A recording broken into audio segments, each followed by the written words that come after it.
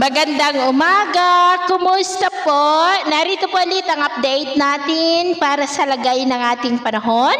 Ngayong umaga po ng May 4, 2026. Sa ngayon po ay patuloy pa rin na easterlies ang hangin na umiihip po dito sa ating bansa. At sa labas po ng Philippine Area of Responsibility ay nananatili pa rin na may isang LPA na unti-unti na po na lumalakas ang sirkulasyon gaya po na inyong nakikita. At base po dito sa wind map, posible yan na unti-unti na lumalakas habang mabagal ang pagkilos pa west, northwestward, ngunit posibleng lilihis yan o malusaw bago pa man po makalapit sa ating kalupaan.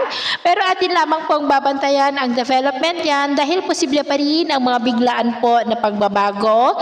At ito naman ay pinapakita ng forecast model nating ginagamit hanggang po sa susunod na 2 linggo. At sa lagay ng ating panahon, ngayong madaling araw ay maayos naman ang panahon sa malaking bahagi ng bansa pero may tsansa pa rin ng mga isolated rain sa ilang bahagi ng Palawan, Oriental Mindoro, Zamboanga Peninsula, Sulu Archipelago, Marinduque at Romblon. At mamaya po ay sisikat ang araw sa malaking bahagi ng bansa pero may tsansa pa rin ng mulap na kalangitan with isolated rains sa ilang bahagi pa rin ng Palawan, Sulu Archipelago, Zamboanga Peninsula, Oriental Mindoro, and nearby areas. At mamayang hapon, mainit at malinsangan pa rin ang asahan sa malaking bahagi ng bansa, pero may tsansa pa rin ng maulap na kalangitan with isolated rain sa ilang bahagi ng Palawan, Antique at ilang bahagi ng Negros at Mindanao.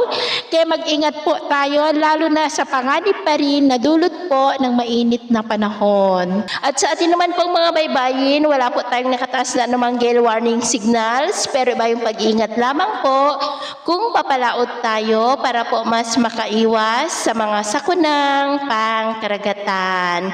So ito lang latest update natin sa araw na ito. At ako pa muli si James na nagsasabing sa kahit na pagsubok po na darating sa ating buhay, huwag na huwag po tayong mawawalan ng pag-asa. Thank you and God bless!